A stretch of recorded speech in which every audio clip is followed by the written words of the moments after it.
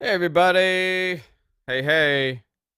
Sorry, I noticed that I put 1 o'clock. I meant to put 1:30. Sorry, that was my fault. Oh no, why does it say includes ad? Okay, it's gone. Perfect. Alright, I gotta get Paul on the line.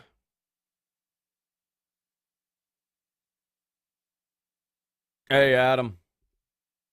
Don't know why I put 1 o'clock, even though I confirmed 1:30. Sorry, I'm still recovering mentally. Let me, while we're doing this, I will now make all these posts. My air conditioner is no longer working.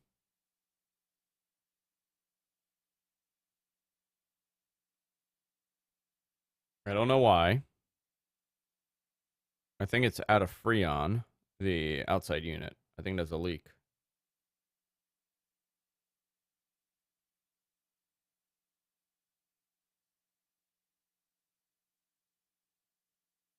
Let's see if I could engage it somehow.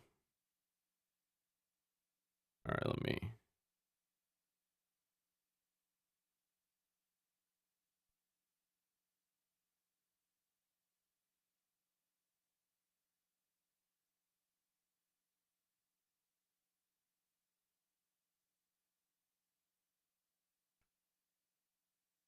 Why won't this work? A fetching preview. It just stays on that.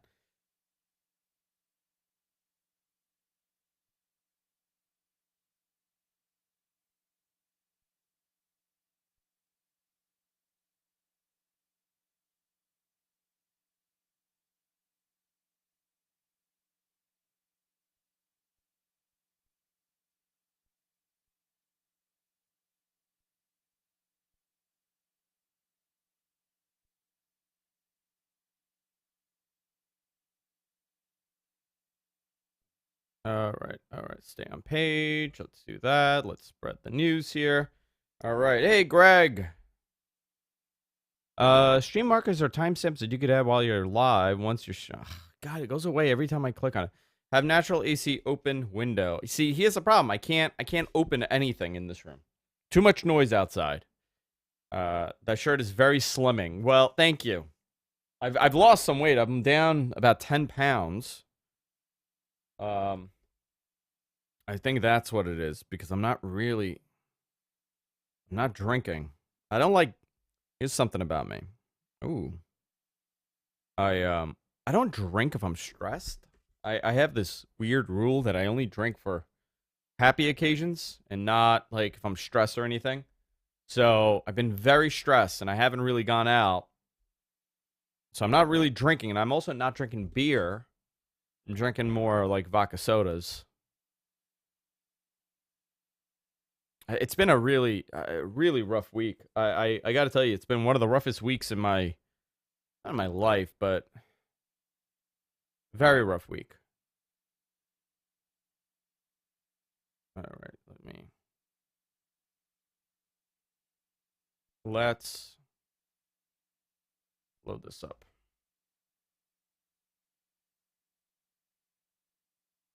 I gotta send Paul a link. Copy link, paste and send. The other thing is, since I bought this car, I don't know if people know, I bought a new car, and I'm very much against drinking and driving, much like any other normal person. So I don't really, if I'm going out, I'm not really drinking. I'm a very responsible Andrew now.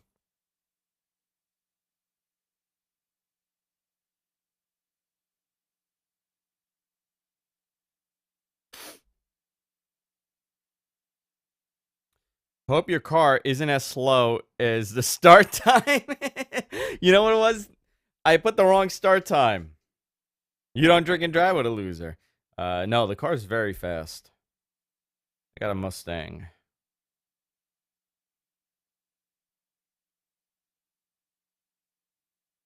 Beer is not slimming, Bruce. Not at all.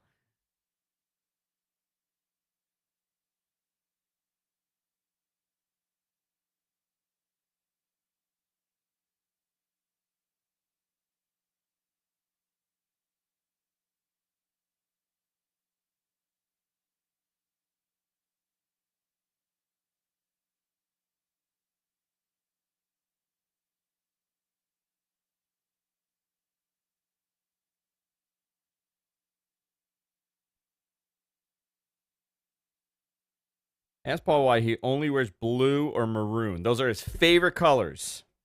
Garrett, I need a Tesla. I like big, loud, muscle cars. Which I do love Tesla, though. By the way, did you guys see that Hummer? The Hummer EV? Holy moly. That thing is that's a tech device.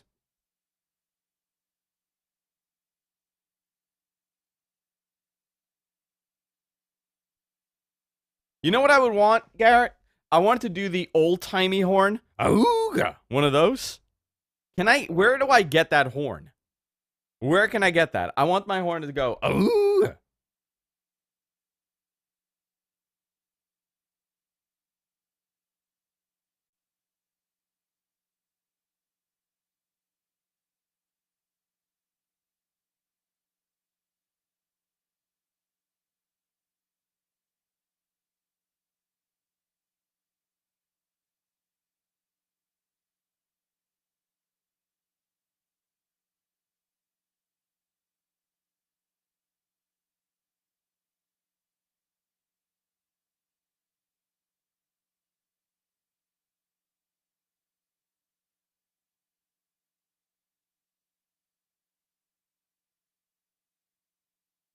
Hey, Paul, hold on. Let me fix you.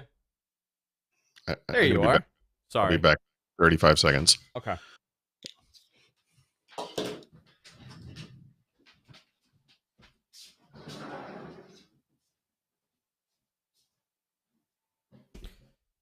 All right. Like the man bun. You're like a samurai. I'm gonna show how long this thing is now. I gotta do something with it.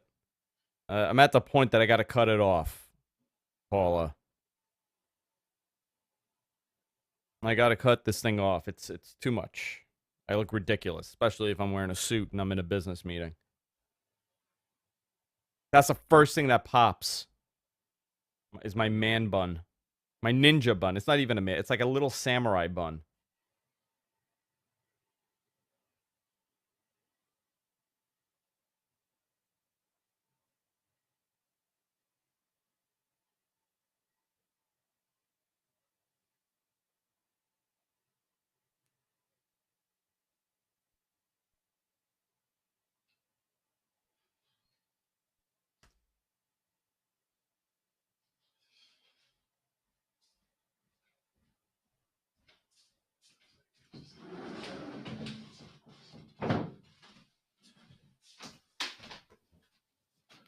Okay.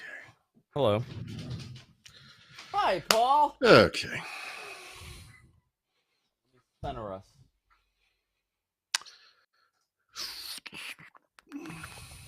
Sorry, my schedule's been really wacky. Yes. It's I blame myself. This is not Paul's fault this time that we're wacky This with time? the schedule. Adam says that my haircut is perfect for a gentleman's club manager. Wow. I take great offense to that. Executive now, that would be. What is this thing? All right. Let me load up the notes.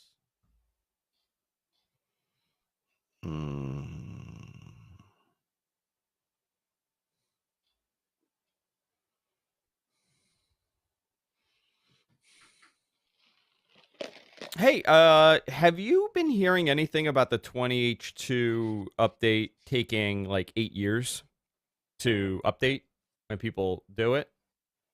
No. I've heard from like 4 or 5 people in the last, I don't know, day. And they're all saying how it takes like an hour or two to do the update. It's taking forever. So if you have 2004, it should take about 5 minutes. And I've actually done it. If you have 2004. Yeah. If you have a previous release, yes, then it will be like a normal feature update. But if you don't, then it's going to be a big update. Okay. Yeah. So that could take an hour. Yeah. Yeah. So if you're on 1903 or 1909, it will take, it's a normal feature update. All right. I'm good to start, Paul. What about yourself? Need a couple minutes, or you're good? If I thought I could function this evening, I would be drinking right now, but I know that's not going to work. I just spoke about how my drinking has been cut unbelievably the last month. Yeah, that's good. I'm down about 10 pounds. Wow, nice. Yeah. Doesn't matter what I do. I can't. Doesn't fucking matter. Just starve yourself. That's it. Yeah, I guess I could do that. You could do that. Then you'll definitely lose weight. But yeah, if I could just get some disease, I'd be all set. Anyhow, I'm good. Okay. Sorry. All right, let's do it. All right, I'm gonna hit record, boys and girls, in a 3 and a 2 and a 1. Oh, that is the wrong button. Sorry, everybody. That was a lie. That was a fib. We'll begin in 3, a 2, and a 1. What the Tech is brought to you by Text Expander. Text Expander helps you communicate smarter. Visit textexpander.com/podcast for 20% off your first year.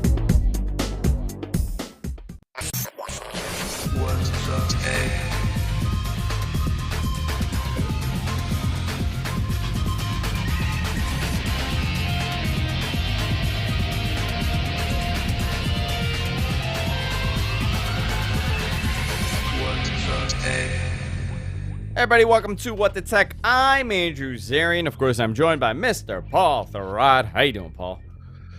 Pretty good. How are you? Oh, man. We did not do a show last week. Right. I separated my shoulder. Not that you could tell by me not wearing my sling that I'm supposed to, but I separated my shoulder from my clavicle, and I tore a bunch of ligaments in my shoulder. Oh, if I were to tell you I'm at like a 6 in pain right now, I'm at a 6 in pain. I'm just dealing with it. So we decided not to do a show last week. I had 800 things going on. And I sent you the video, right, Paul? Yep. I look like a fool. It's not the heroic endeavor I was imagining. I was racing children. Yep. And losing, might I add. I was losing, and I went face first, and I decided, rather than trying to embarrassing myself and falling face first, I'm going to do a ninja roll and pretend I meant to do it. And I did a roll, and I rolled on my shoulder, and I separated my shoulder. Who's the fool now? Yep. It's middle age does not come gracefully, Andrew. Oh, man. I'm having a very difficult time with middle age at this point. I bought a sports car. I have this ridiculous haircut now. This is what I'm doing. If I was there and had lawn clippers, I would solve that problem. Here, look at this. Hold on. Oh boy. Look at this. I mean, is this a normal? This is not what a normal person does. I've totally lost control of my life. But at least, Paul, you're here to bring stability back to my life at this point. Well, you picked the right person. I have an alcohol problem. Don't we all?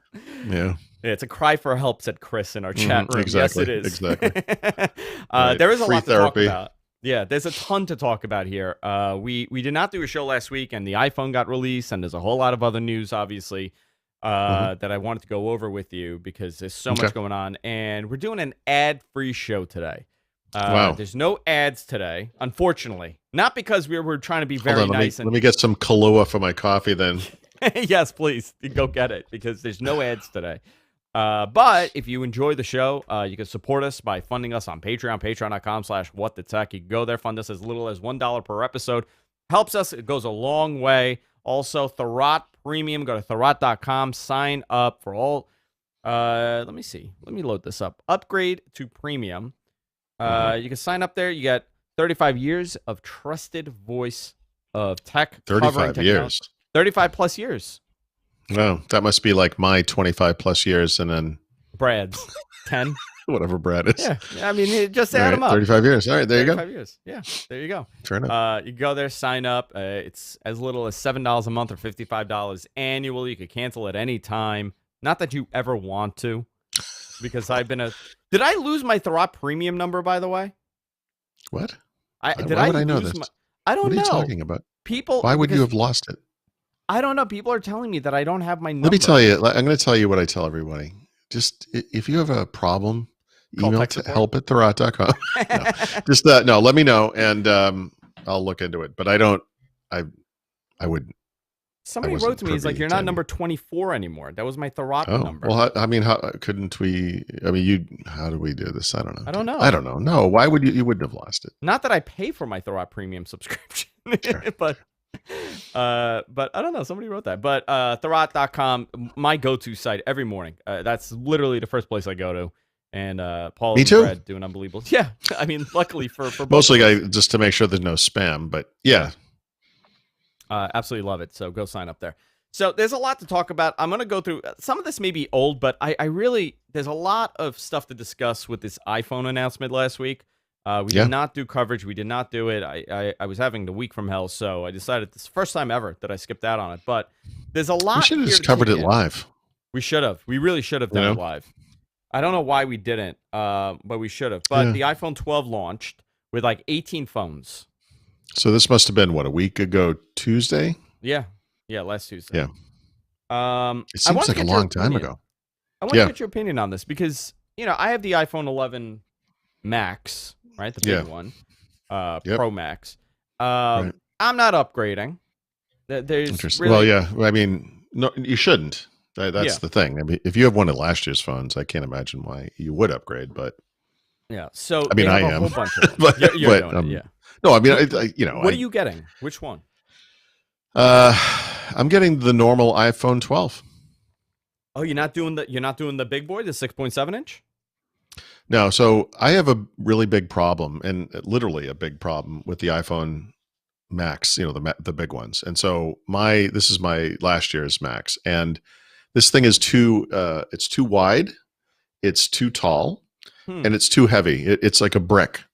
And if you paid attention to the presentation that they did on Tuesday, they made a big point of how the iPhone 12 Pro is thinner, lighter, and smaller than the phone it's replacing. And that's probably true. It's not true of the Max. The new Max is actually bigger and it's heavier. It's crazy how much this thing weighs. It's like a lead brick. Well, is it because of the battery? I'm not 100% sure, but I basically, and look, I care a lot about the camera. Obviously, it's something we should talk about. There are reasons to go pro if you care about photography, and once again, there's a reason to go with the Max because the big one gets some additional features which really don't appreciate. But when I think about kind of day-to-day usage, and I should say too, I'm more of an Android guy than an iPhone guy. That doesn't mean I might switch and use it and be happy with it, and I'll just keep using it. Who knows? But God, $1,150. It's like I can't go that direction. It's just too much. So I think 7 for iPhones me, right now. Yeah, I mean, look, I do care about the photography stuff. It is very clear that the iPhone 12, just that version, which now has the screen that the Pro gets, same form factor, etc., is the sweet spot of this lineup, and I'm going to see if it works for me. I think it's going to. I really do. I'm not buying this so I can return it and get another one. Like I really do believe that this will satisfy my needs, and I really do believe it's the best one for everybody. And so if you were buying the kind of the mid-level one, I will call it the normal 12, I feel like that and the mini, if you want a smaller screen, right, because it's the same phone, are much better deals than the Pro models this year. So they have, and just look at this lineup, right? You can still buy the iPhone SE XR. That's still for sale, right? The XR is for sale. Then you got the iPhone XR, SE. just so people know, right? So the XR is what? Is the pre-iPhone 11. It's like the iPhone. They didn't have this, but it's the iPhone 10 is what that is. Yeah. So the XR is the iPhone 11, but a year earlier. So LCD display, 6.1 screen, pretty big bezels, whatever. I guess aluminum body, I think. What's the price on that now? Did they drop it? You know what? By the way, if 400. they still sold the 11 series, the Pros, it's possible the phone that I would have bought this year would have been a normal 11 Pro. They like are selling the 11. Yeah, I know, but I don't want the 11. I want, you know what I mean? Yeah. So here's how they've done this, right? You got the SE starting at $399, 4.7-inch display, A13 processors, big bezel, old-fashioned design, but old-fashioned, new stuff on the inside, Then you got the iPhone A13? 11, A13, yeah.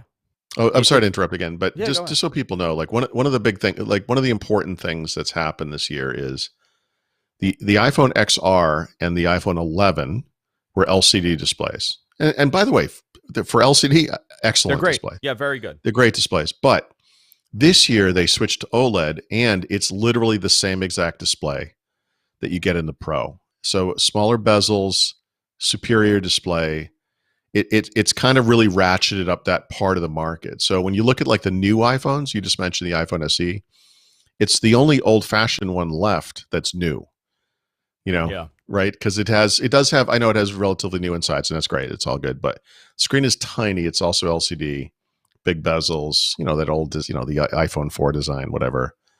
Um, so they really modernized the rest of it, including giving people who like small screens a new choice. So anyway, I'm sorry, I No, talked no, in no, there, but no. Go ahead. So I want to run down because it's interesting the angle that they've taken here, right? Because now yeah, they start off at $399 and they go all the way to what, 11.99, 12.99 at this point.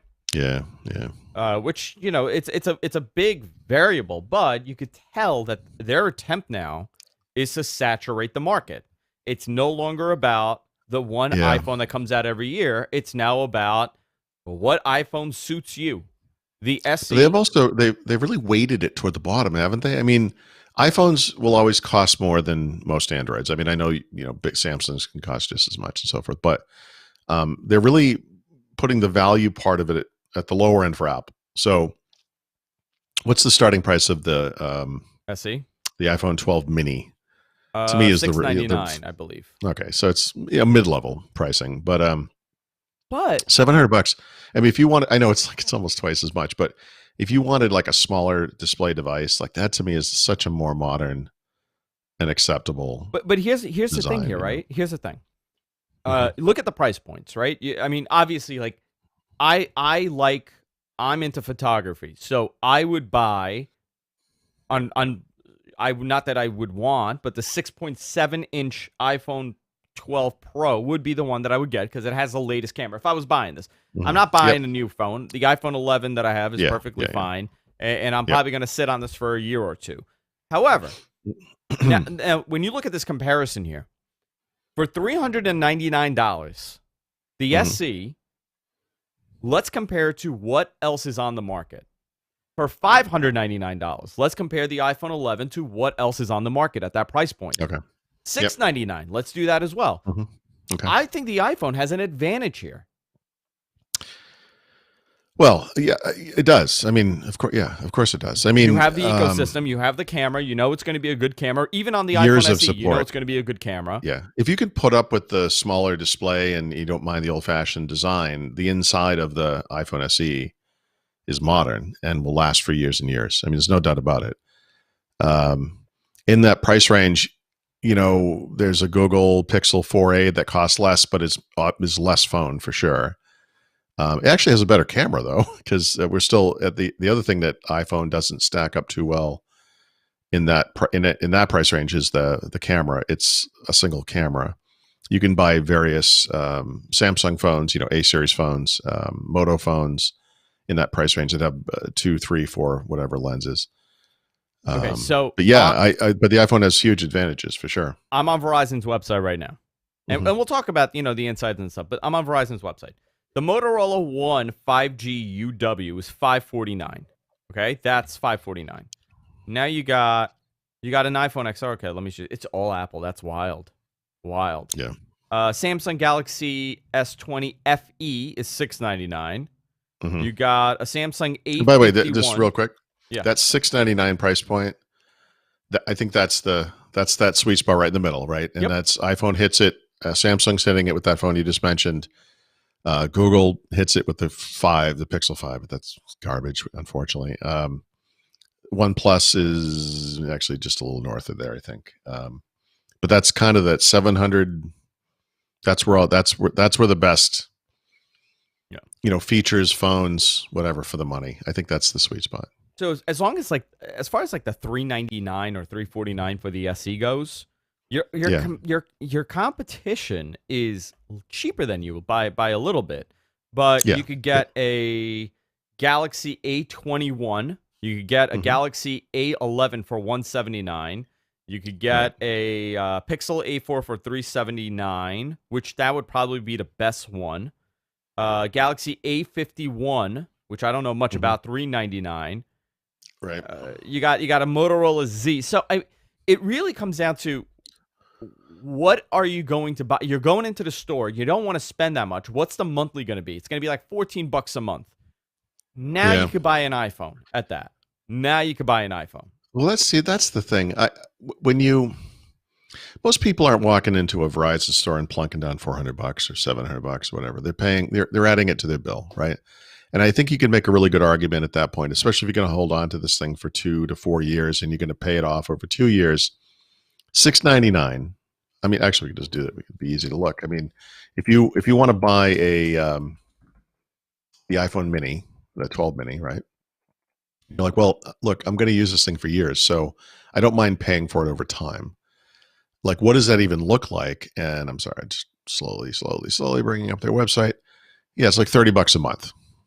Um, I think that's what people are going to do. You know, Yeah.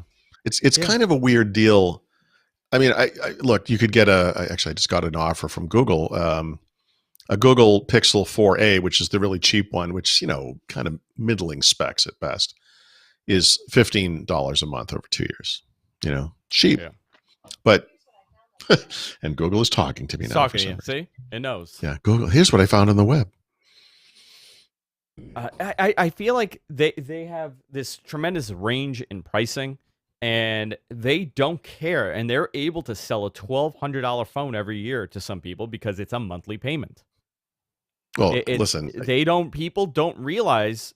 yeah, It's actually funny because I was talking to my mother-in-law, and she bought the iPhone 11 a couple months ago, and she's like, mhm. I'm like, wow, you paid a lot for this. She's like, no, it's like whatever it is, $39, $49 a month. I was like, yeah, but that comes out to like $1,200. Yeah, She's like, right. I huh, know I didn't people even think people of don't that. think that far out. It's, Yep, I didn't even think of yeah, I that. mean it. Yeah, yeah. Well, okay. I mean, I It's just interesting. yeah. If the other thing that's happening this year that's really worth mentioning, and this has been true of Samsung devices for a couple of years now, it's especially true of iPhones now. If you're in the market for an iPhone and you have an iPhone, like an existing iPhone, you're going to get way better on trade than you've ever gotten in the past.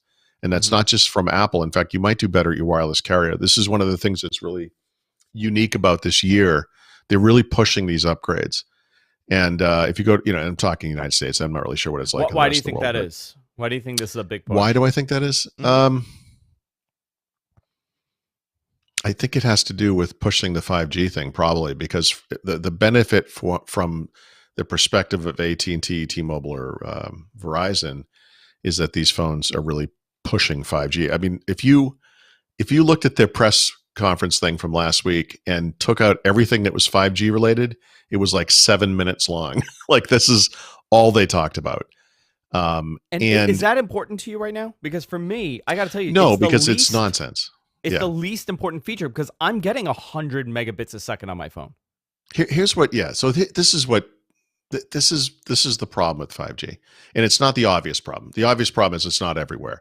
The obvious problem is there's two kinds of 5G, and one of them you have to be standing in the exact spot at the right time of day, with Yeah. no cloud over the sun or something. There's all this nonsense about that kind of stuff. But you'll find like reviewers have done this. They've gone to some special place in Bryant Park or somewhere in New York where somehow line of sight to space. They've got this incredible Yeah. connection. They can 5,000. download Yeah. like a week's worth of Netflix shows in like 30 seconds. And they're like, look, that's the power of 5G. Yep. But you know what the problem with that is? No one has a truly unlimited data plan. So No. you if you downloaded like I'm gonna download the entire season of some Netflix show because I can, and it takes like 33 seconds, and you're like, oh my God, that was amazing.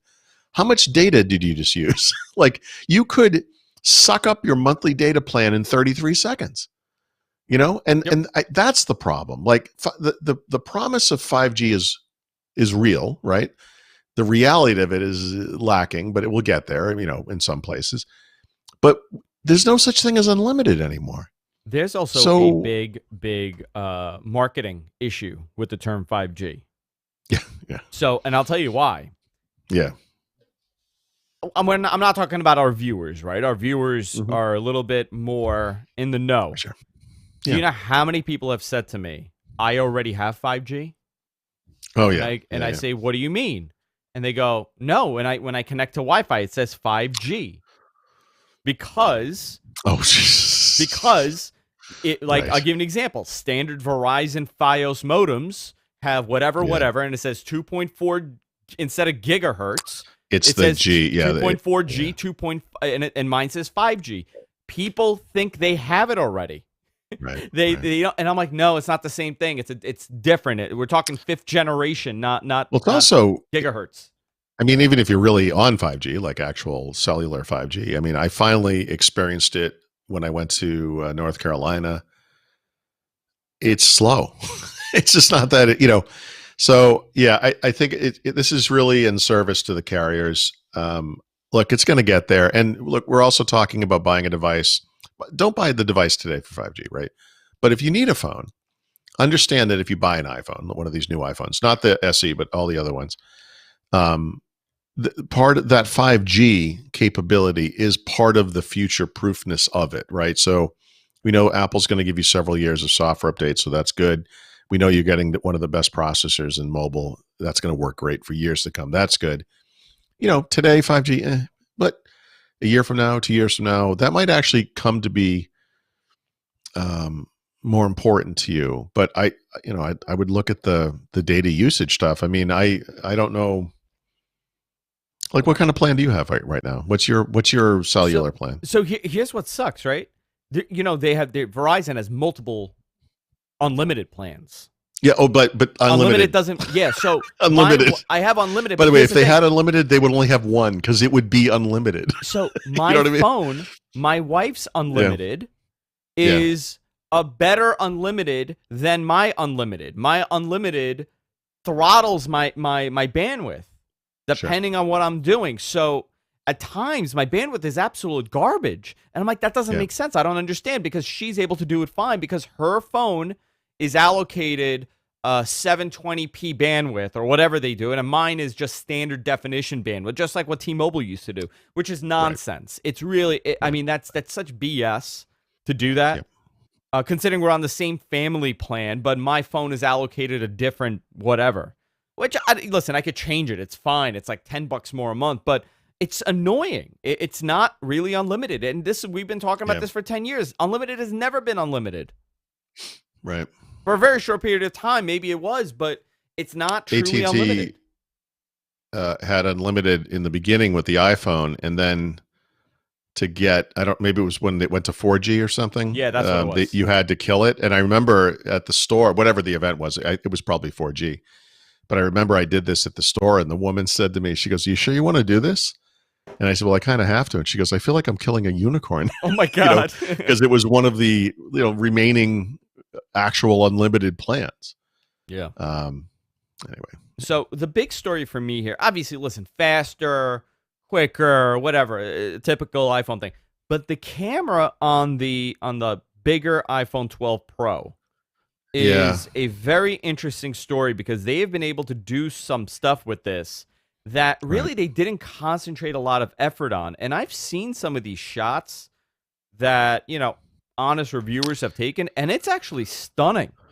Yeah, I mean, the thing I would say though is the standard iPhone 12, which has two lenses, right, wide and ultra wide, and 2x optical zoom. So same as we've had since iPhone 7 Pro Plus, whatever that was called, um,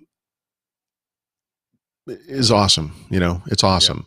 I mean, ideally, what you would have is a three-camera system that also included a telephoto lens with true optical above 2x. And if you get the Pro, actually, you still have 2x optical. It's like a 4x range, but it's in and out, so it's 2x in, 2x out, Yeah. and it's like it's not that big of an upgrade. But like you said, I mean, the Pro Max is kind of interesting because two of the lenses are different. I don't remember the exact details. I know the ultra wide is a little wider Yeah, field well, of view. it's also a better quality ultra wide, because the ultra wide Okay, right now on this one is terrible.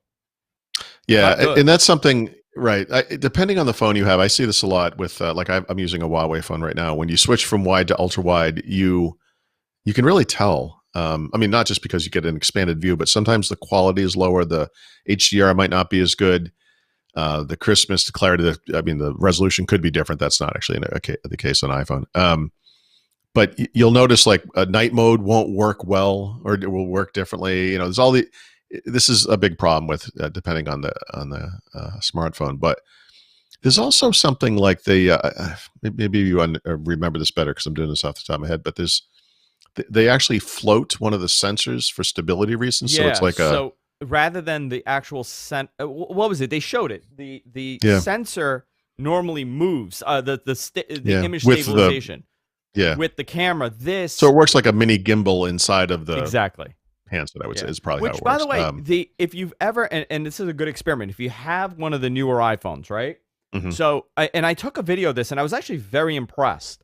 My kids were on the bar and we were listening to Van Halen, right? When Eddie Good for passed you. away. Yep. Yep. So we had Van Halen playing this, sitting at my bar, and my kids are just rocking out. They're doing, the devil horns and everything. They're doing the whole thing. Sure. And The I did appropriate one of response. these. I did one of these.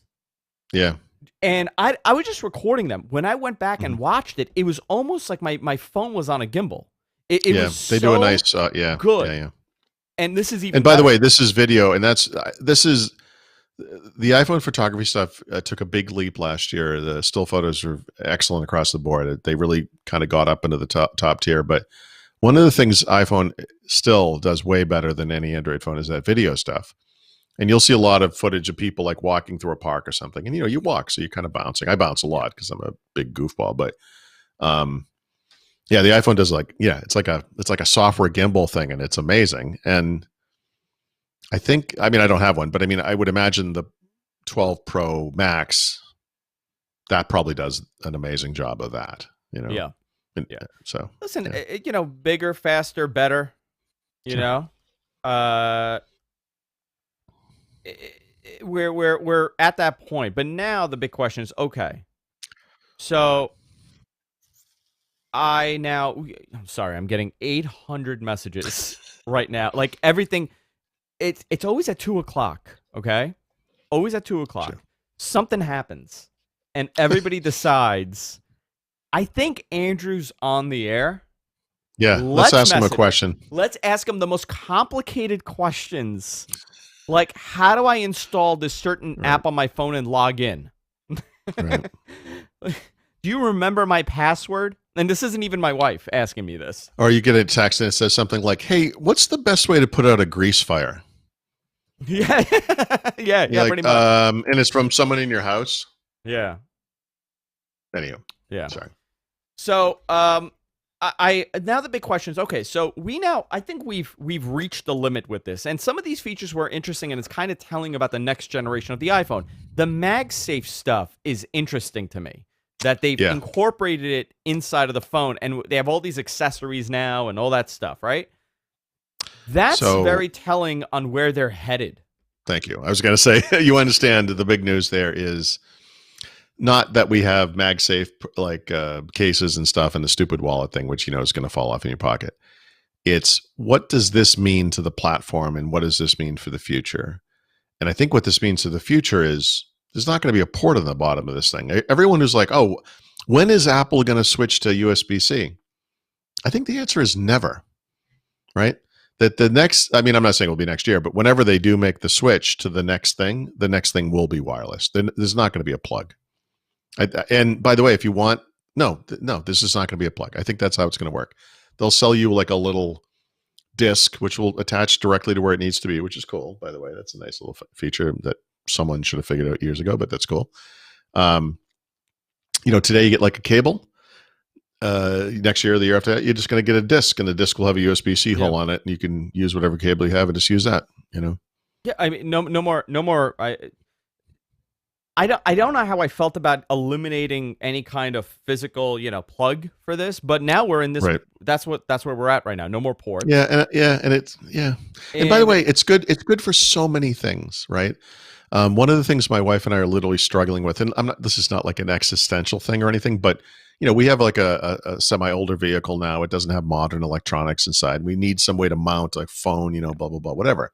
And I researched this stuff, and like the very best way to do this is to get a system where you have you have a magnet in the case, so you have to have a special case, and then you have a magnet, and that's what holds it the best. And I'm like, I'm Yep. not putting magnets on my phones. It's stupid.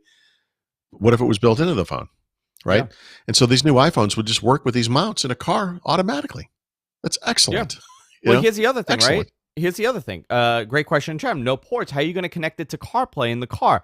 All it's going to be, instead of Well, a Thunderbolt end, it's going to be a MagSafe end and a USB on the other side. yeah, exactly. Right. Or just be That wireless. or it But could be yeah, I wireless, mean it's but which, by the yeah. way, it Well, sucks. The cars wireless stuff today sucks have for what's that? the wireless feature on the iPhone Yeah, for the car okay, is not good. but that's something that Yeah. frankly should work fine. I mean, I use Bluetooth in a car all the time to play audiobooks and music and The stuff. And question is, can data come across MagSafe? That's my question. yeah, that's a good question. I'm It's a sure good they're going to question. figure it. That they'll find a way. Sure. I Why just think not? look, all I'm saying is this year it's the first step of the transition. You know how Apple is. Like Apple puts what do you call the ultra wideband chip in some device. They don't use it for anything. People are like, why is it there? We don't know. It's for something that's coming down the road. And Yeah. this thing, it requires like special cases. Okay. There's no leather case, by the way, yet. I guess that's coming later. That kind of blows. That's the type of thing I usually buy right up front. I kind of like the leather cases, but the ability to transmit power through a case to a wireless charger, cool. The Yep. magnet thing, smart, keeps it in the right position, nice. But really, this is about the future. And who knows? I don't know if it's yet next year or the year after, but It's going to be something. But here's the other thing, right? Since they Mhm. got this thing on the back, it's telling that we are going to get Touch ID again built into the screen. Oh, interesting. That's how I see this, because they were able to Okay. put this thing incorporated in the back of it, and it Yeah. didn't really affect the size. I mean, maybe a tiny bit. I mean, for the most part, didn't affect the size. It's Yeah. seamless now. That was a big problem when they went to Face ID. I got to tell you, I don't like Face ID. Really? I don't like it, and especially, and I'll tell you why. I know that it works with the masks now, but if you're Okay. moving with a mask, it doesn't really Yeah. work well. So if I'm doing these and I'm walking, I can't unlock the Yeah. phone. It's Right. constantly failing. I mean, I don't use an iPhone full time, but I would say of the phones I have that have some kind of facial recognition, it's the best one. Oh, Um, by far, it's the best one. But I like the yeah. Touch ID. I Yeah. always like the Touch ID. Yeah. OnePlus, it's weird because there are phones on the Android side that do really good in-screen fingerprint readers, but they're kind of weird esoteric phones like OnePlus or Huawei, which can't even get in the United States anymore. The Samsung stuff is terrible. It's The Google I, one that's gone now, shockingly thank God, bad. but it's terrible. Yeah, I mean, shockingly bad. yeah, it's just I don't know. So I mean, it's interesting because right now they're at the end of life, I would say, for this device. This wasn't. If you think about when this phone came out with this design, this Yeah, was a reactionary device. The whole the notch thing was not by yeah. Apple coming up with this beautiful new elegant design. It was a I oh know. crap, we can't incorporate Touch ID in the And my God, screen. they've stuck with it. Like, if you pay attention to phones, you know that on the Android side, there were phones with notches like this. They still There was a are. one. Well, there aren't really because now they're like the notch got smaller and smaller. It disappeared. There's like pinhole camera things now, and it kind of is gone. Um, Apple. I mean, they haven't moved it I a what millimeter. I don't know. what drove me nuts is the amount of people that defended this thing. Like Well, they still are. They're like, people I don't were even notice it anymore. Like, well, you know what you would notice if you had another quarter-inch of screen, Yeah. because you would. It Um, it wasn't Apple saying like, well, we're going to be very creative and create this beautiful display. It yeah, was, yeah, oh crap, we screwed up. We need to come up with an answer. This is the best case scenario, and because they're yep. one of the best marketing, there's nobody I in mean, history that has better PR than this company. that they Yeah. Yeah. convinced millions upon millions of people that Right. cutting into your display is a normal thing. Yeah. And then because they're Apple, they just stick with it, you know. Yeah. And It's everybody followed. unchanged for years, you know. Yeah. Because I mean, most people were like, surely they're going to make this thing smaller, less tall, you know, whatever. And nope, they haven't moved it at all. Yeah. So Yeah. I don't know, but you know, again, Apple, because of the way they do things, what will happen is next year or the year after that, it will just disappear. It's not at this point. I think we all have to all kind of agree they're not going to make a smaller notch now. They're just going to get rid of it. Like that will be the next step. And oh my god, the marketing of this. You know, remember how we talked about having an all-screen display in 2018 or 19 or whatever it was? Just Yeah. okay. Now we really do. And so we'll see what happens. What do you think? What do you think it's going to be? You think we're going to get this radical new design with the next version, or you think they're going to? It's a slow progress. They're not really jumping, No, leaping into new thing. No, I think we're going to have. Well, it's Apple. We just talked about this. So they've moved the iPhone back to that iPhone 4, iPhone 5 kind of industrial design, which I think everyone agrees is a classic. You know, Steve Jobs at the time, remember he referred to it as like looking like a Leica camera. You know, Yeah. from back in from the 70s or something. Yeah. Okay. Great. They did that with iPad Pro. They did it recently with the iPad Air. And if you look at like an iPad Air or an iPad Pro, you can see there's no notch on those devices. So there's your hint of what the next iPhone will look like. So I think they stick with this design for, you know, several years now. We're talking 4 or 5 years again.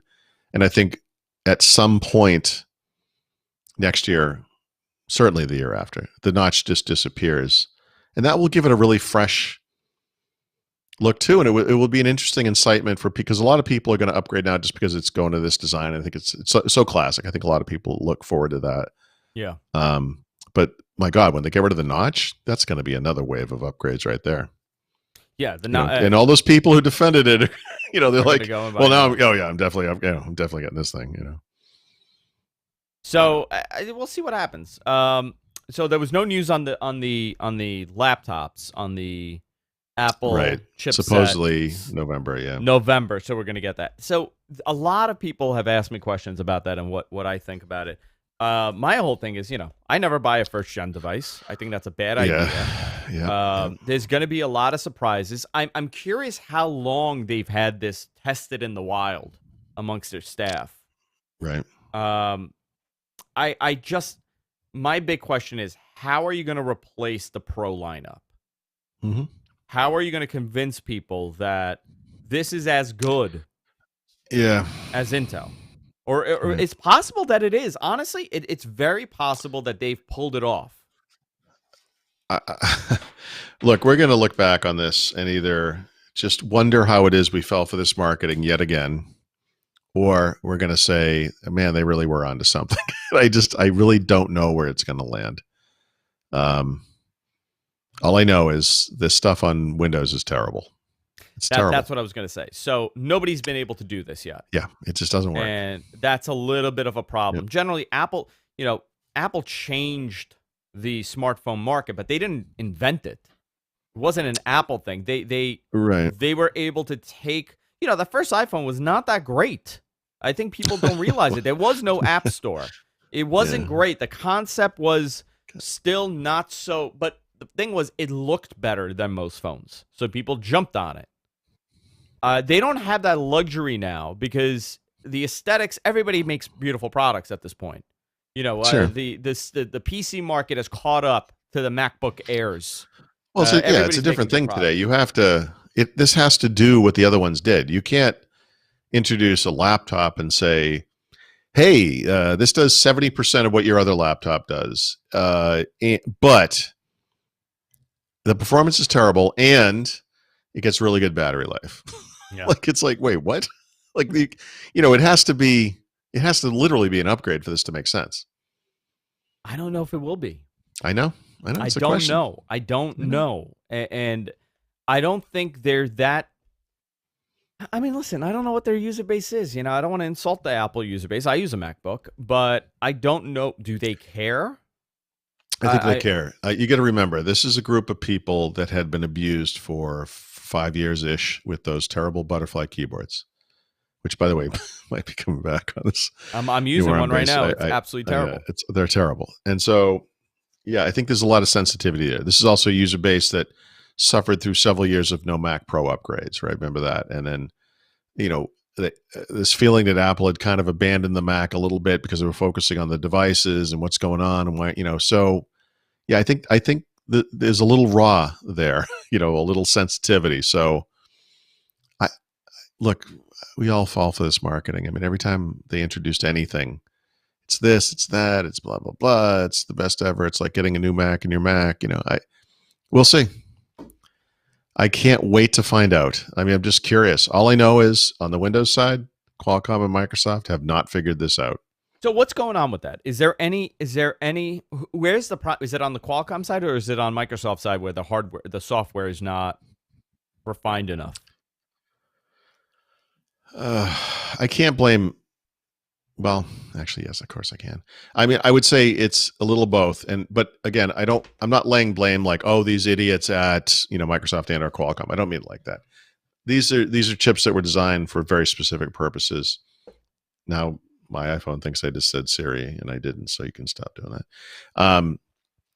They are being contorted to do this thing they weren't designed to do, and so it requires some concessions on the software side. We have to adapt it for these chipsets. It requires some concessions on the hardware side. We have to kind of adapt the chipsets to better handle the types of workloads that PCs do. So they've been doing it slowly, but the reason I would blame Microsoft ultimately is they released it as a product before it was ready, like years before it was ready. And now they have new generation chips. They have like a slower version of it. This is a thing that's already slower than everything on the market. And they're releasing slower versions of the chips for some reason, I guess for lower cost computers, because that's one of the other problems. These things are actually pretty expensive. So you get like a computer that's not compatible with all the software you run. Yeah. It Well, gets here's the other good thing, battery right? life. On What's the that? Apple side, we don't really know what they're doing on the software side fully yet. Well, we don't know this what they're doing on either side. I mean, the hardware side we you know, understand it's gonna be a new well, chipset. It's gonna be that, but what are they doing on the software side to make this thing work? And look, is it enough? I don't know. I don't know.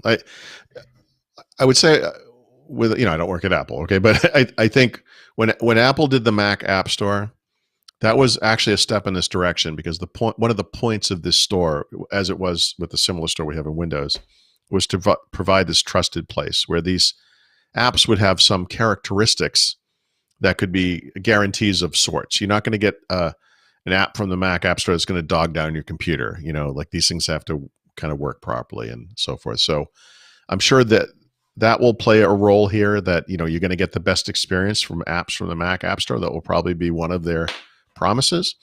But it's these are still desktop apps. These are still things that can kind of run and do whatever they want to do to your system, and you can download any app you want. I mean, will the Mac version of Chrome run acceptably fast in this new environment? I don't know.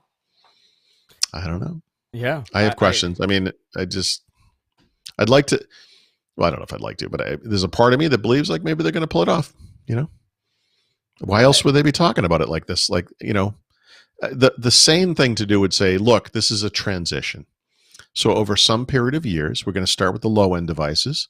We're going to start with a MacBook because it's already, we were already using like a Y series or M, whatever it was, garbage chip. That will be just as good as it was before. And then we'll move our way up the line. We'll do MacBook Air next. We'll do a Mac Mini and we'll see what happens. I mean, but they're going to have to do something really serious on the hardware side to get pro class performance, not to mention GPUs and all that stuff. I don't know. I have no idea how they're going to do this. Plus, it has to run emulated software. yeah, tons of it. I mean, everything. Yeah, all of it. I mean, 100% of it. So I guess I don't know. no. Actually, what are they going to do? Well, I guess if it's an iOS app, they wouldn't be. Okay, but you know what I'm saying. I mean, Yeah. Mac software. Yeah, sure. The iOS, yeah, your iPad apps will run natively on a Mac. Yeah. That's great. Safari, your iPhone apps, your Photos app, your Yeah. iMessage. Yep. I don't know. I find that we're in a very confusing state right now. We're in that next. Oh, because all we have is what they've said. Well, November, we're going to There's find out in not about a a couple person in the weeks. world has ever gone on YouTube and said, this is what it's doing. This is how it compares to what we're running now. It's plus or minus and blah, blah, blah. We don't have even a single example of it. So No. I, Well, what they'll do I is would they'll compare be, it to Qualcomm. They'll compare it to what Microsoft is doing, what all the other Qualcomm-based PCs yeah, are doing, and they're going to blow them through the water. They're going to say, look, we're running the same application on both platforms, and look how much better ours is. That's it. That's what yes, it's going to be. right. Yep. I It's going to think be that's the going to happen. So, unbelievable PR, man. that's fine. They We have, can expect that, but I'm still curious what the problems are going to be, right? I'm still, right now we've heard nothing about the asterisks at the end of the sentence. Some of your software is not going to work. Your drivers aren't going to work. The blah, blah, blah. There's going to be stuff that just doesn't work. It has to be. It's a completely different architecture. it's a Mac. What drivers do you need? Okay. What do you need drivers for? Printers? Who uses printers? What is this, 1996? Fair enough. Right? What else? You We'll need see. a scanner, Paul? Scanners? Sure. Who's scanning anything? That's it. Right. I mean, really, that's what they're going to say. It's interesting to me. I find it very interesting. I find the whole thing very interesting. Me too. I'll tell you, man, what a bizarre holiday season we're going to have with new Macs, new phones, new consoles Xboxes out and there, PlayStations. and nobody has a job. I know. And it's what a strange moment to release all these things. Like, listen, people are just chugging along. They're hoping for the best. It's interesting. I wanted to ask your opinion on this, and because I haven't had time to look into it, but the Google antitrust stuff. Yeah. I don't know if you've written about it yet. I really want your opinion on it because this is something we've discussed for many years about how Microsoft's antitrust issues were was a great example of an example being made, and it really it changed Microsoft's path in the 2000s, especially. They became a very different company because of this. And Google, for many, many years, has somewhat been allowed to acquire these companies and to get bigger and bigger and bigger. For good and bad. By the way, that itself is a really good point. That Google has a monopoly is in this case in internet search. Literally 3 of my phones just lit up when I said that. Yeah. Anyway, is obvious, right? And true. They do. Okay, you can stop. Please stop talking to me. Why are these things doing this? Anyway, they don't do that to me. They don't like me. It's been weird today. It's like my phones are haunted or something. Anyway, yes, but yeah. By the way, how do I say this? So I'm going to mix these up. It was the House Judiciary Committee. So before the DOJ sued Google for abusing its monopoly power, a House Judiciary Committee issued an amazing, I think it's like 460-page. It wasn't just a paper about big tech and how they all have monopolies and how they abuse them. Yeah. And one of the things they called out correctly, and I did not expect this, was amazing, was really the problem lies with the U.S. government because they've allowed this stuff to happen. Like, when Google comes to you and says, we want to buy AdDuplex, AdSense, how do you allow that to happen? You've just handed them a monopoly. Facebook should never have been allowed to buy WhatsApp and Instagram. It's like this lack of regulation has been part of the problem. Like, we've been just saying yes to everything. So that one of their recommendations was to overhaul antitrust law and specifically to look at some of these big acquisitions, and in the future to make sure there's a higher bar for those acquisitions for big tech companies, but also maybe even to look at the current acquisitions that have already happened and say, maybe we need to reverse these. So that's kind of interesting. But with regards to the DOJ specifically, which this week sued Google, they're focusing on the low-hanging fruit. So it's just one topic. It's just one type of abuse. It's search abuse. It is. They have an amazing. It's given the limited scope. They've only been at this for 15 months. They're not going after Google's other abuses, et cetera. They've got a lot of good data, and Google's defense is interesting because it so closely parallels what Microsoft did in Yeah. the early days of their antitrust thing. And they're like, what we do benefits the world. People choose Google because they love Google, not because they have to, blah, blah, blah. And it's like, wow. I don't think so. We'll see. But yeah, so just so people understand, I mean, Google is the gatekeeper to the internet for approximately 90% of the people who use the internet, which is 90% of the world. So it gives them a unique power. And one But of the things here's that my they question do. here, right? Not that I'm Yeah. defending Google or I'm picking a Yeah. side here, but I'm throwing a hypothetical. Uh, Hmm. Google is it antitrust? Is it a monopoly if the perception is that this is the best service? The reason why Google became the number one search Yeah. Yeah. provider Yeah. was that they were the best search provider. That's the Yep. only reason why they were in when Yep. they showed up. How many other search providers were out there? They were the best ones, not because of them buying their competition. Yep. Do they do some shady practices? 100%. So, I mean, there's well, Andrew, definitely a okay, discussion for Andrew, this. yeah, there is. So, this is what Microsoft argued, by the way, as well. Like, we have the best product. What's the problem? Um, the problem is not that Google has a monopoly, which they do. I don't believe that the DOJ argued that Google achieved its monopoly illegally, which would be a problem. The problem is that they're maintaining and extending their monopoly illegally. So, for example, Google pays Apple, I think it's somewhere in the 17 to $19 billion a year range, or some huge amount of money. It might even be more than that. I don't remember. It doesn't matter. But they pay Apple, which is the number one maker of phones in the United States, right? There are more iPhones sold than all Android phones combined in the United States. They actually have like 55% usage share or market share or whatever. They pay to be the default search engine on iOS, Yeah. like a huge sum of money. And so Google, their response to this is like, the complaint is like, well, hold on a second. Microsoft, which owns Bing, and what was the other one? Yahoo, both also pay to be featured in iOS. And so what we're doing is no different than what they're doing. Yes, it is. First of all, you're paying a lot more, not to be featured, but to be the default. You're already a monopoly, and you're paying to make sure those guys don't get the top spot. Yeah. That's the illegal maintenance and extension of your monopoly. That's what's illegal. It's illegal because you're a monopoly. If all three of you were paying the same amount of money to Apple to be featured on the iOS, that would not be illegal. Yeah. But you're literally paying to be better positioned than the other two. Now, to your point, would most people imagine there was no default, right? That the first time you tried to search for something, Apple threw up a little screen that said, here are the different companies you can choose from. And they were alphabetical, they were randomly arrayed, or whatever it was. Would most people choose Google? Yeah. Yep. Yeah. I bet 90 something percent of them would actually, right? So why are they paying? you know, like the problem is like you can make the argument and you'd be correct that Google, by the way, Google doesn't just have the biggest search engine, they have the best search engine. You could argue, and I think you'd be wrong, but you could argue that the reason they're the biggest is because they're the best.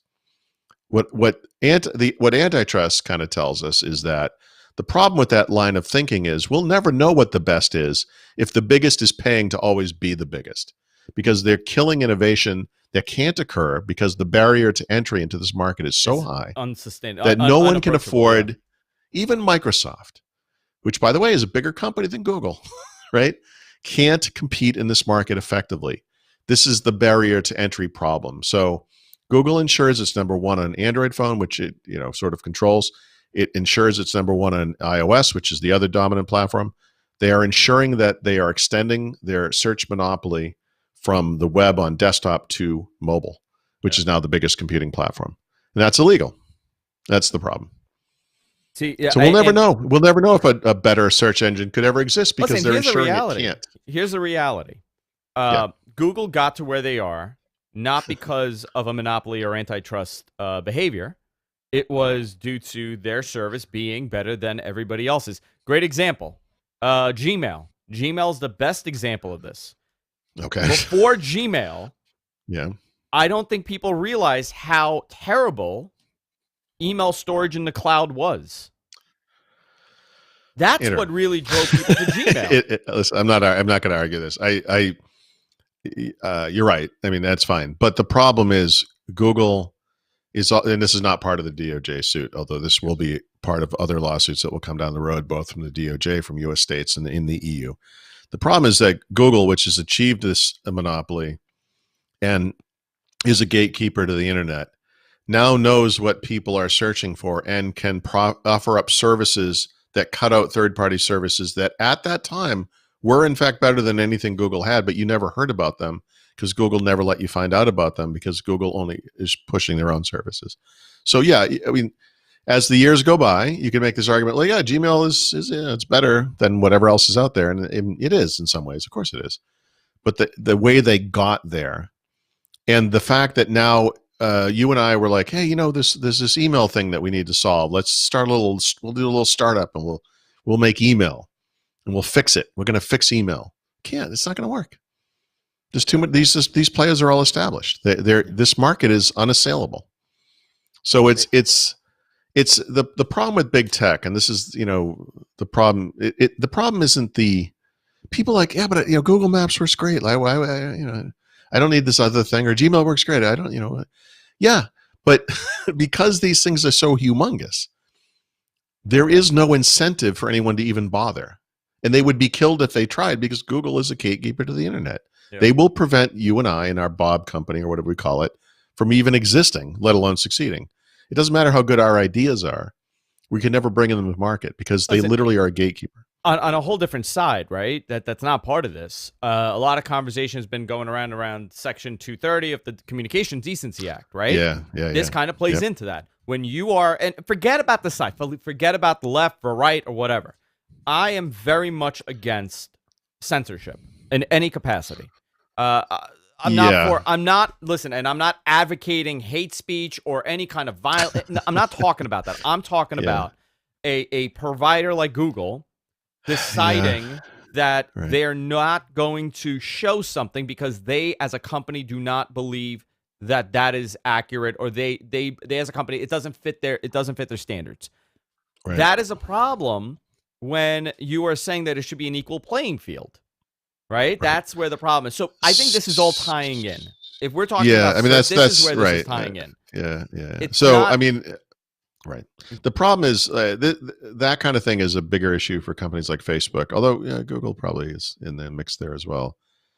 The problem is, belatedly, what we've come to understand is that by allowing hate speech and misinformation and all the nonsense that's online, conspiracy theories, whatever, outright lies, to propagate, we have created an electorate that is misinformed and thus are not voting in their own best interest. Like, one of the most important things about the internet is its ability to disseminate information, and that we as consumers on one level, but we'll just say the electorate on another level, can be easily informed about the topics that matter to us so that we vote accordingly and our government acts on our behalf. But we're not doing that because we've been misinformed. And there's a huge percentage of this population that has no freaking idea what it's talking about, and they're going to vote. And they're going to vote for stupid. And I'm sorry, but that is literally usurping democracy. So yeah, I guess no censorship is like the ideal, but the reality is, for our country to survive, for us as a people to survive, literally survive, something has to change. So I don't have the answer to that. I don't know what that means, some form of regulation. But again, I think ultimately, because it's a very complicated scenario.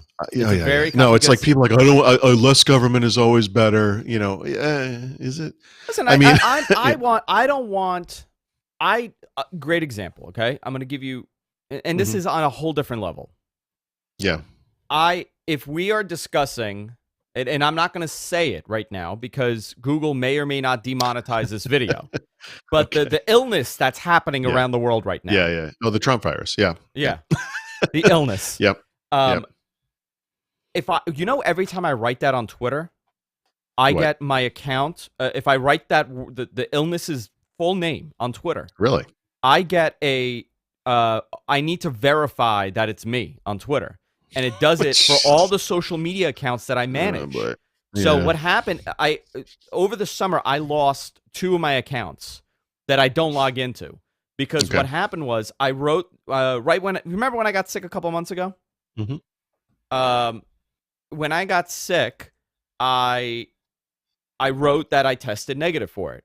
I didn't log into Twitter for 2 days, and when I logged back in, it said that I need to verify that I'm using it because it was suspicious activity. Hmm. And I was like, huh, that's weird. Okay, what did I do? I clicked OK, and then I realized it happened to every single one of my accounts that I've ever logged in with this IP address. Jeez. I was like, okay, that's a glitch. Cannot happen. 2 weeks ago, it happened again. I wrote it.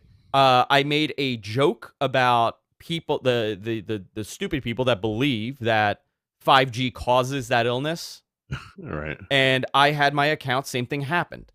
Okay. That's it's Yeah. Yeah. frustrating. It's frustrating, and it's a whacked out algorithm, but Right. I think that's a problem. Yeah. And that's a problem that they will come up with a solution for. Obviously, forget about the Uh, climate is ridiculous, but yeah. Okay. What are we talking it's yeah. about? What's the point? If that's happening, that Yeah. I find that to be an issue. Okay. That I can't monetize my video if we mention this. See, that's my issue with some of this.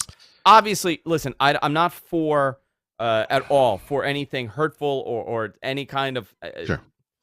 post or websites that could cause any kind of serious damage to this country or any of our rights or anything like that. I'm not screaming for government control. I'm not also screaming that the government should never do anything.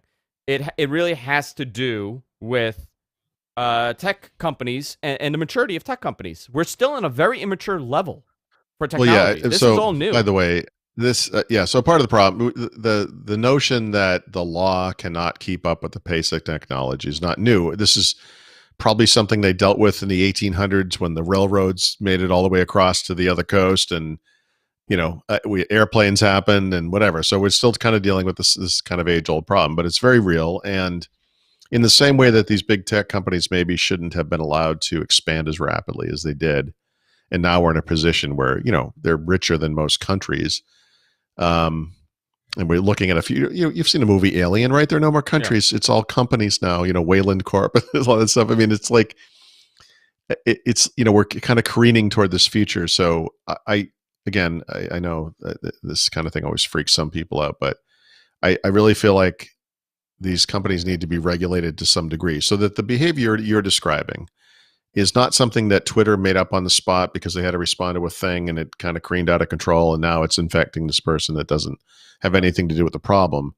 But maybe there needs to be some kind of a standard that occurs at a higher level than the company, that all companies have to adhere to. Yeah. So, like the GDPR in Europe for data protection and privacy. We need things like that here, so that free speech is protected, but it's like the yelling fire in a movie theater thing. I mean, we have free speech, but we also can't use speech to cause harm to others. I feel like Isaac Asimov solved this problem with robots. Did he? Is that the robot? Yeah, Well, the law of robotics. They had to kind of fine tune it over time because there were all the little loopholes. I don't know. It's not a. There's no fix for this overnight. No. This is going to be and there's long-term. not even a fix like everyone would agree to. It's like it's not like we're gonna like someone's gonna say something really smart and everyone's like, oh yeah, Oh, that's it. You know what? You never. Yeah, that's know. cool. Yeah, I'm gonna cross the aisle. That's great. You never know. I think it's a tech immaturity thing. The way we use technology, I always say this, in 20, 30 years, we're going to look back at this and say, my God, we were idiots. This is going to be like when you watch an old movie in black and white and everyone's smoking and there's like a cloud of smoke in the top of the frame the whole time. And you're like, oh my God, didn't they know that this was horribly, and they did or they didn't. I don't know, but we're going to look back at the same thing and be like, seriously? Yeah, and I always say that to people. We're in a very immature level of technology. This phone, this concept is only less than 20 years old. Yeah. The Yeah, internet as we know it, the social media age of the internet is 10 years old I mean, no, 15 years sure. old, let's say. 15 years old. We are in the infancy of this. And Yep. what we know today and the way we perceive the internet today is going to be drastically different in 20 to 30 years. Whether it's going to be for the good or for the bad, we don't know yet. We don't know Right. the direction this is headed. What Yep. I'm saying is what we have today is going to be a very everybody. I was talking to someone that is very smart guy, and he was talking about just like even in the '90s how we used the internet, and he Sure. goes, honestly, it's not so much different than today, but now we've hit the critical point of it's Well, become it's mainstream. yeah. And I it's right. no I longer about yes. Paul, you, and myself, and the 100 people Yes. that are watching this that have very strong opinions on this. It's Here's now yeah. about Yes. everybody else. It's everybody. Yeah. There was So I saw a comedian who was joking about people hopping on their phones to review a restaurant, and he's like, "Why would you do that?" He's like, "What? Does the world really need to know your fine-honed opinion about your one-time experience at a restaurant you're now never going to visit again because randomly you had a bad experience? Like, what makes you think that your opinion is so valuable that it needs to be out there in the world? The funny thing is, like, the problem is, like, it's a mainstream activity now. yeah, That used to be, professionals did this. Like this was yeah, someone's job at a paper or something. Like this is what they did for a living. Like they made money doing it. And and so this is kind of a neat thing. It's like everyone gets to publish their opinion online. There's some positives to that for sure.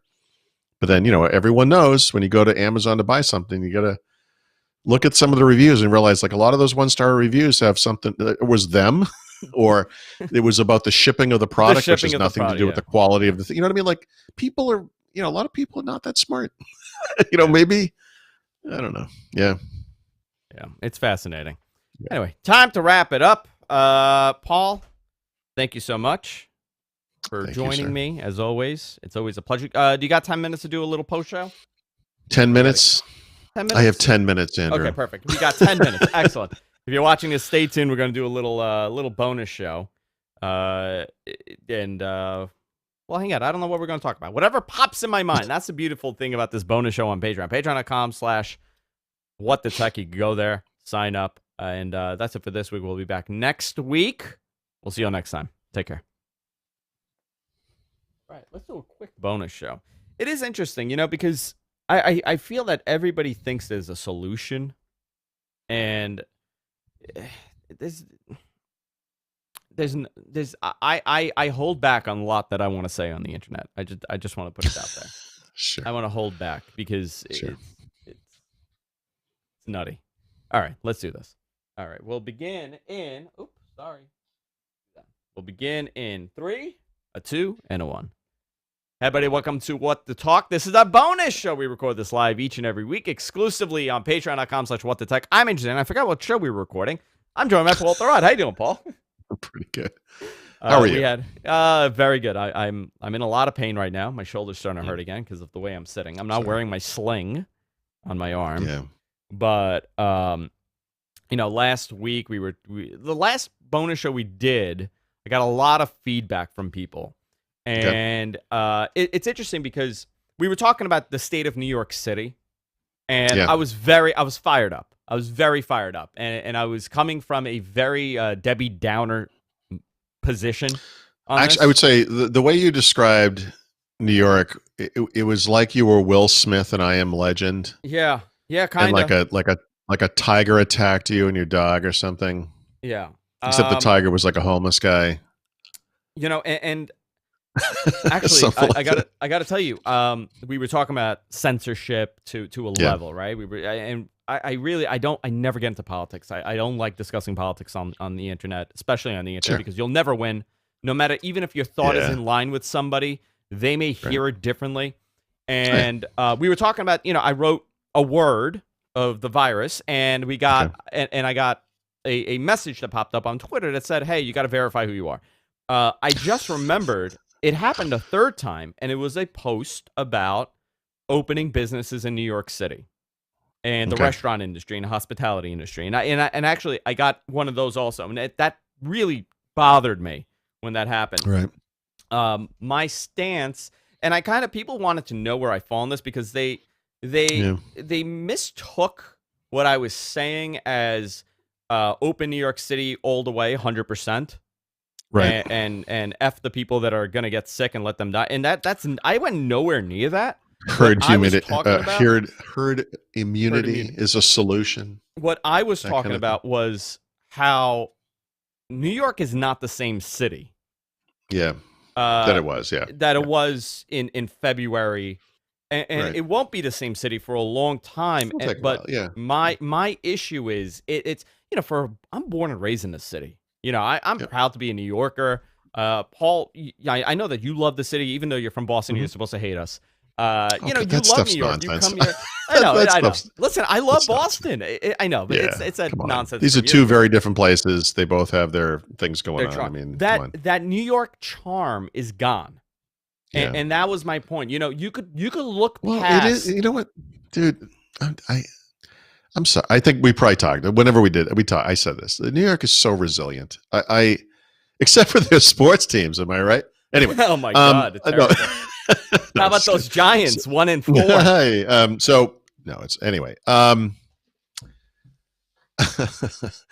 Oh, how easily I fall into that. Anyway, yeah, I don't look. I mean, this thing has been a gut punch. At It least we're is not going to cheaters like impact the the biggest Patriots. cities. What's that? Nothing.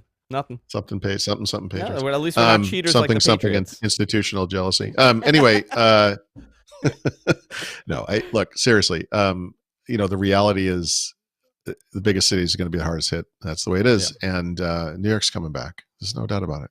My thing, my issue right now with this is that I people don't know I it kind of became my day job, but I work for a very large hospitality group. Very Is large. that what we're calling it? Yes, yeah, because they Hospitality own group. they own other properties, Paul. They own many I see. properties. Do some of those properties give teddy bears to children in hospitals, or Yes, we is do it? actually. Yeah, that's actually Okay. 100% we do. We do a bunch of charity. It's actually Okay. one day we'll talk about it. One day I will Okay. go deep into what my job is, but Good. Good. um, very, very Yes. hospitable. Some I would didn't mean say to my derail job. you. I'm sorry. No, Derail no, you. no. And a lot of my friends are in. They work for Tao Group. They work for all these different hospitality groups, and Yeah. that's kind of the lifeblood of this city. It's a big city for eating and drinking and entertainment and things like that. And Sure. obviously, I don't know one person logically that is within that business that is screaming for opening of everything in this city. Everybody understands that you cannot do that yet. There's still a lot of issues. However, Right.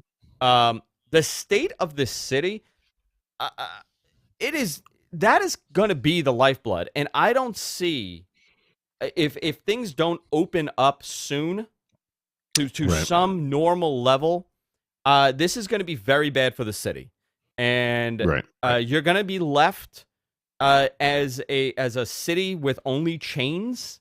I'm going to use TGI Yeah. Fridays as a Yeah. bad example, but you're going to see No, it's Chili's a and good TGI example. Fridays surviving, Yep. and all these other places are going to exit because I don't think people Well, hold realize on. what the So rent is here. I'm not.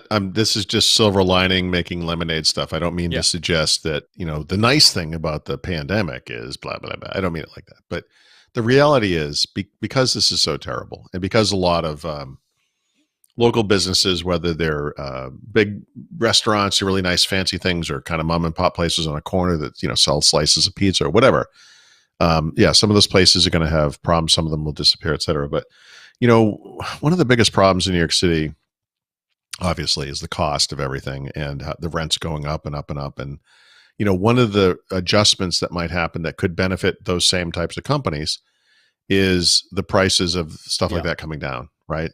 And that would cause more investment from small companies of all sizes that are local. And I just see it rebounding. There's no doubt that, I mean, look, you could go, like, I grew up in this town, Dedham, and I'm always fascinated by photos of Dedham in like the 1950s or something, and the little all the local stores that were there, because there were no chains back then, right? So all these local stores, they're all gone. It's completely different now. You could say, oh, Yeah. like, I know this store is in there and this store is in there. It's all different, And so, yeah, it might be like that, but uh, this is never going to stop. It's never. I'm sorry. It's never going to really change at a high level. Like there will always be those types of businesses. Like this is an awful time for them for sure. Even in my little place here, I mean, we know some people in restaurants and they've had certain challenges, et cetera, et cetera. But and some places are just gone. Some places are going to be very different. Like my wife was just saying, like the place we get sushi, which is not just a sushi place, but I guess it's kind of like an Asian, fusion kind of a thing. They may literally never open again. Like they do takeout and actually they do takeout, they delivery, whatever. And as it turns out, that was actually already the biggest part of their business. And like we would go in there and eat inside, sit at the sushi bar, but there were usually not that many people inside. And their business may literally have not changed. And so we may never be able to sit in there again. Like that would be kind of weird, but like that's that way that goes. So I don't know, dude. I think New York is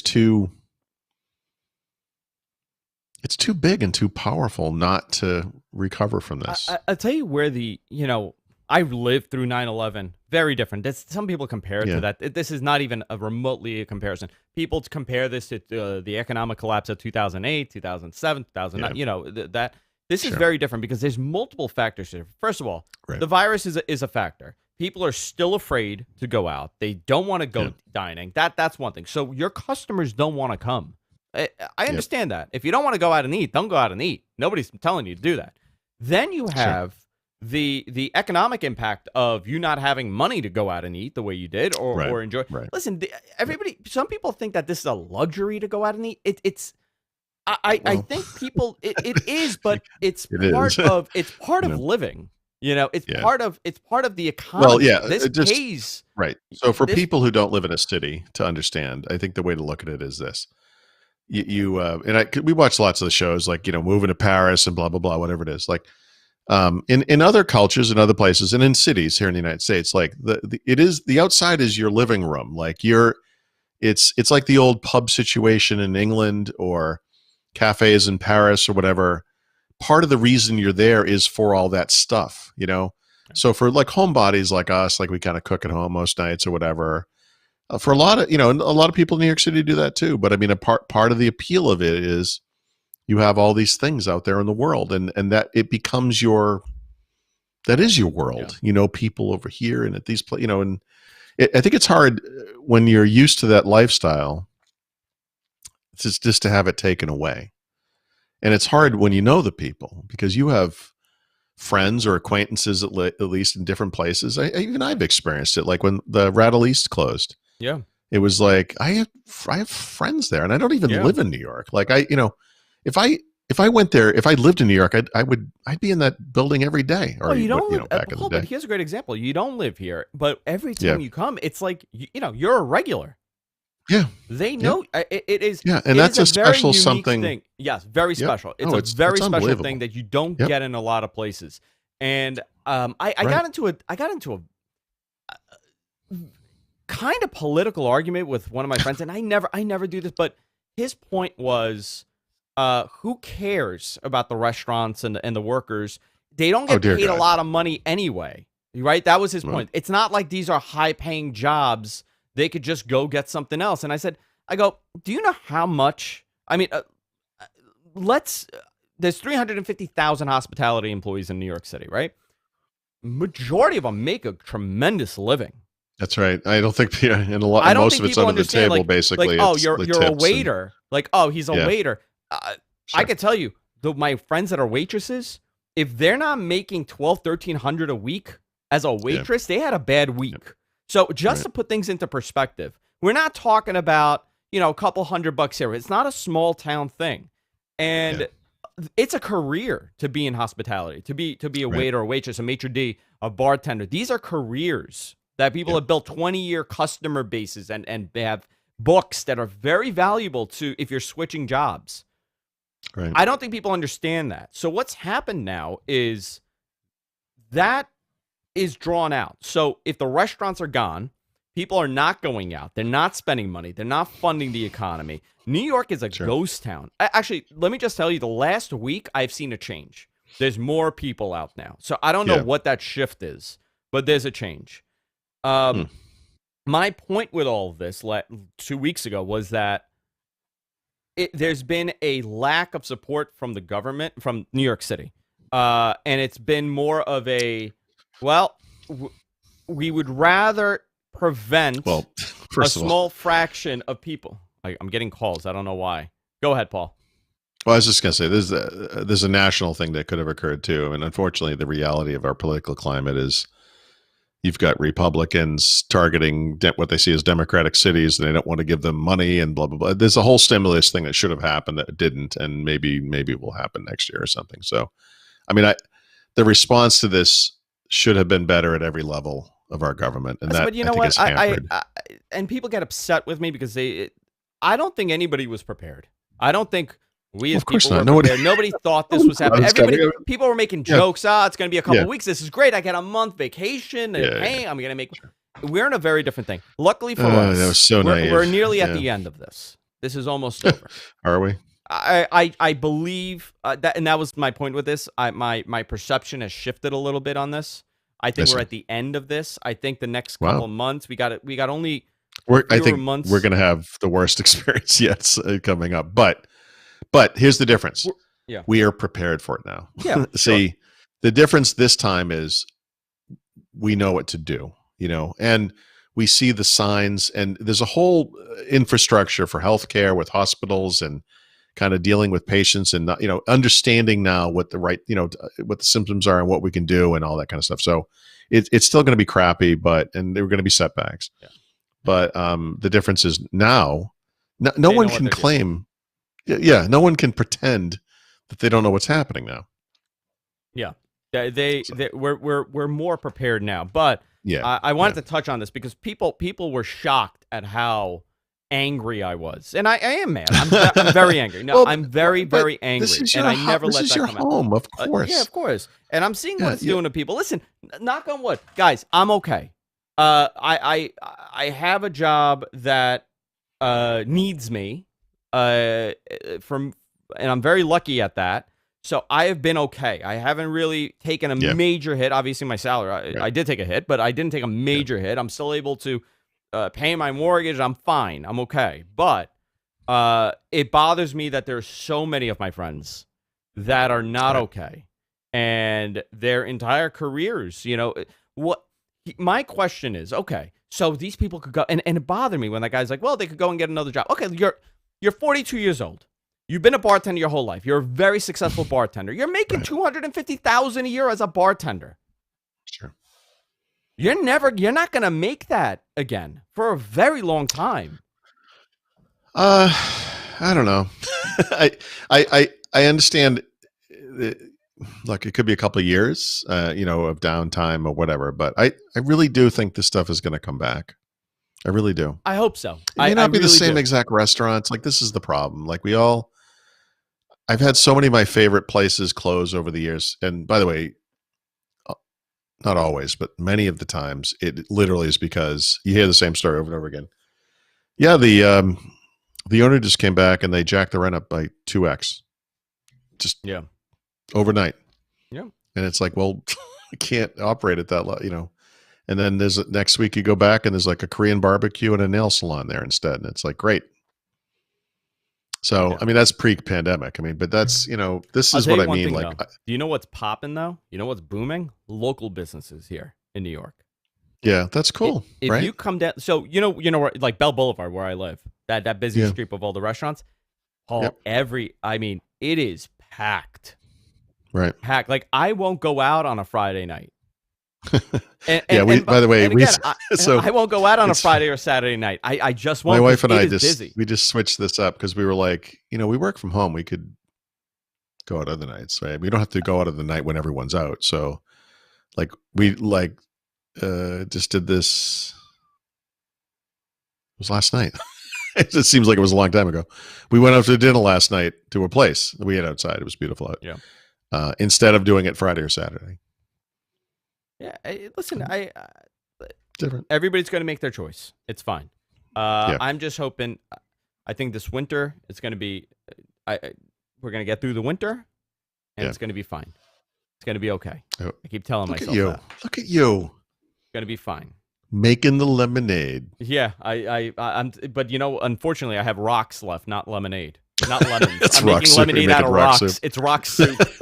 Just here This you is go. a little tasteless, Andrew. Yeah, it's salty. It's not. It's not Yeah, it's tangy. It's not. salty. No, that's dirt. It's not Yeah. Oh salt. shit. Yeah, But it's dirty. it's sad. By the way, uh, just before we wrap it up, the crime thing is a big problem here, though. But I think Yeah, when more people are out, that's going to go away. sure. I'm telling you, I Right. walked last week. I was walking on 39th and 5th, walking to Penn hmm Station. Paul, hmm we've done it a bunch of times. I was hmm looking over my shoulder every freaking block. Yeah. It was rough. Like the crazies were left. Nobody else. Right. Right. The bad guys were left, and the whole city smells like weed. Not that I'm complaining, but the whole city is just there. That is the smell. Before it was urine. The New York City summer smell. It was just piss and Yeah. garbage. Now it's Yeah. just Yeah. weed. The whole city just Right. lighting up. Anyway, that's it. This is All right, how we guys. get through it. It's how we get through it. Just keep smoking. All right, guys. Mhm. That's it for this week. See you later. No wonder you're in a good mood. Oh my god. I'm gonna go buy some edibles now. That's what I'm doing right after this. The only way I could cope. It's wild, man. Sorry. I'm looking forward to when this is over and you come to New York. Oh, me too. I really am. I think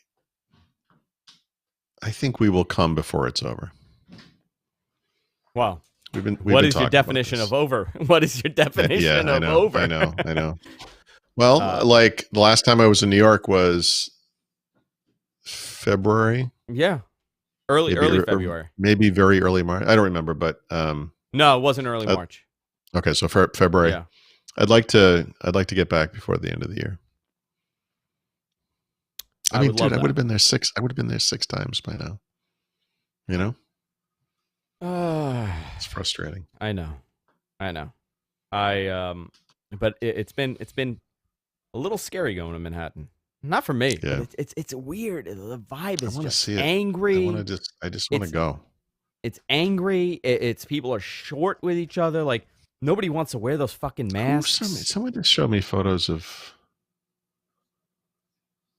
I can't remember who it was. Someone just showed me. They went to, like what do you call it, Times Square, Yeah. and they're walking around like they were the only people there.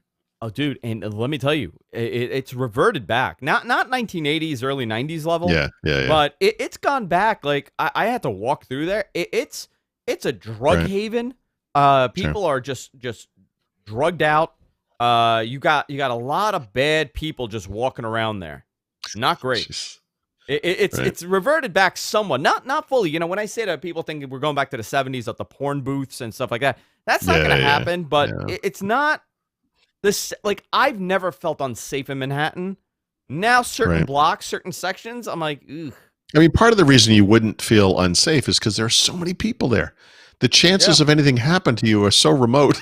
Listen, we just need the other mob than just back. getting Can we bring the jostled mafia around. I back? mean, Let's just bring the bring mafia the back. mafia back. They'll Let's fix get it. some protection. Yeah, get Yep. John Gotti The on guys this. in Yeah, suits standing in front of stores.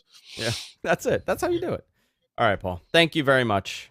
Yeah, thank you. All right, I'll see you next week. Yep. Bye. Bye. All right, guys. Thank you, everybody. I'll see you next week. My kids are home. I'm running out. Goodbye.